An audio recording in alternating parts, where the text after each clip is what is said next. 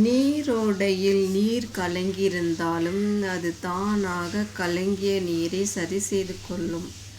ஆனால் மனிதர்களின் மனதில் ஒரு கலக்கம் ஏற்பட்டால் அதற்கு கண்ணும் மூக்கும் வைத்து பேசக்கூடியவர்கள்தான் இருக்கிறார்கள். இப்படிப்பட்டவர்களில் நாம் எப்படி புரிய வைப்பது? எத்தனை காலம் வாழ்ந்திருந்தாலும் இன்னும் குடும்பத்துக்குள்ளே புரிதலே இல்லாத வாழ்க்கைதான். யாருடைய உணர்வுகளை மதிப்பதே இல்லை.